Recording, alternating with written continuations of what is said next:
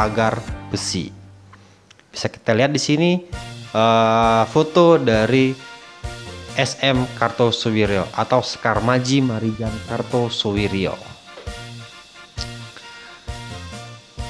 Kita lanjut yang ketiga, yang kedua ada di Jawa Tengah. Terjadi pada tanggal 23 Agustus 1949 dengan tokohnya Amir Fathah. Penyebabnya adalah persamaan ideologi antara Amir Fathah dengan Kartosuwiryo, yaitu ideologi Islam. Pemberontakan ini pun berhasil ditumpas lewat operasi Gerakan Banteng Nasional dari divisi Diponegoro. Bisa kita di sini foto dari Amir Fathah, luar biasa dengan kacamatanya. Oke, lanjut. Yang ketiga di Aceh. Terjadi pada tanggal 20 September 1953. Tokohnya yaitu Daud Bereh.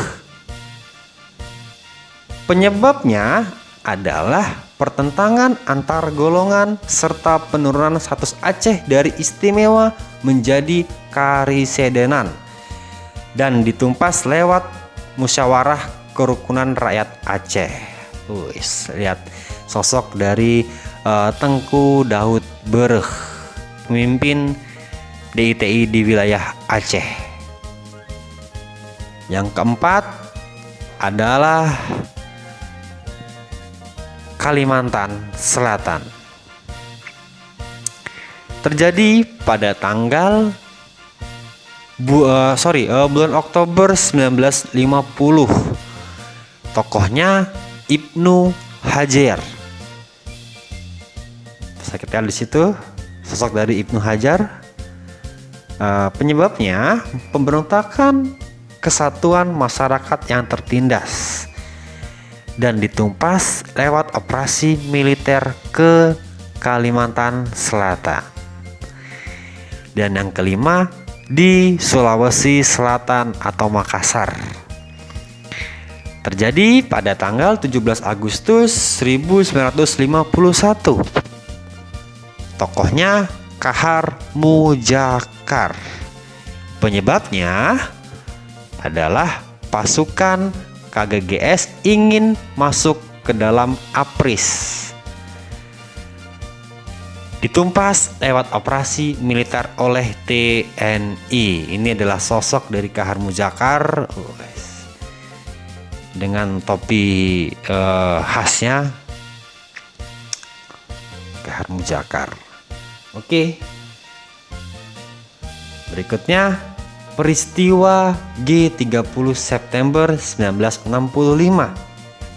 Peristiwa yang hingga video ini dibuat masih menyisakan misteri yang cukup mendalam tentang siapakah dalang dari peristiwa tersebut. Tapi setidaknya saya akan membahas dalam 7 teori. Yang pertama adalah G30S merupakan persoalan internal Angkatan Darat. Teori yang kedua, dalang G30S adalah Dinas Intelijen Amerika Serikat atau CIA. Yang ketiga, G30S merupakan pertemuan antara kepentingan Inggris AS. Yang keempat, Soekarno adalah dalang G30S menurut Anthony Dacke dan John Hughes. Yang kelima, Soeharto terlibat dalam peristiwa tersebut menurut Kolonel Abdul Latif. Dan yang keenam, tidak ada pemeran tunggal dalam peristiwa tersebut atau teori chaos. Yang ketujuh, dalang G30S adalah PKI sendiri. Oke, lanjut ke pergolakan yang kedua tentang kepentingan.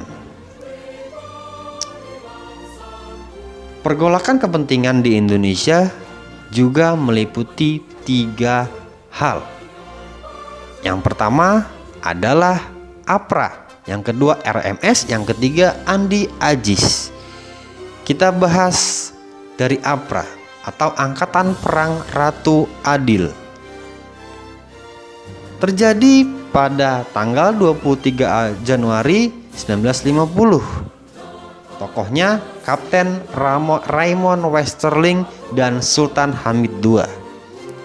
Penyebabnya menuntut agar diakui sebagai negara Pasundan dan menolak dibubarkannya negara federal tersebut. Ditumpas lewat gerakan operasi militer. Ini bisa kita lihat sosok dari Kapten Raymond Westerling. Luar biasa bule satu ini. Dan dia berhasil ditangkap dan lari, akan tetapi lari ke Belanda. Yang kedua di sini ada Sultan Hamid II. Bisa kita lihat di situ. Oke, berikutnya RMS Republik Maluku Selatan. Terjadi pada tanggal 25 April 1950. Tokohnya Dr. Christian Robert Stephen Somukil. Penyebabnya tidak puas dengan terjadinya proses kembali ke negara kesatuan Republik Indonesia, dan pemberontakan ini ditumpas lewat operasi militer yang dipimpin oleh Alexander Everett Kawilarang. Yang ketiga, pemberontakan Andi Agis. Terjadi pada tanggal 5 Januari 1950. Tokohnya bernama Andi Agis. Penyebabnya menolak kedatangan TNI ke Sulawesi Selatan dan ingin mempertahankan berdirinya NIT atau Negara Indonesia Bagian Timur, dan berhasil ditumpas oleh TNI yang dipimpin oleh Alexander Everett Kawilarang. Oke, kita masuk ke pergolakan yang ketiga, yaitu sistem pemerintahan. Pergolakan sistem pemerintahan di Indonesia meliputi dua hal atau dua kali pemberontakan. Yang pertama adalah pemberontakan dari PRRI.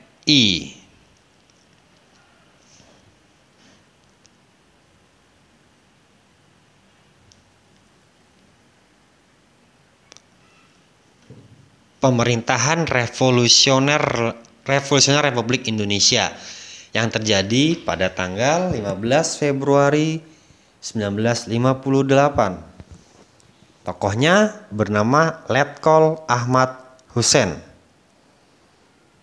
Penyebabnya keinginan adanya otonomi yang luas dan berhasil ditumpas lewat pasukan militer.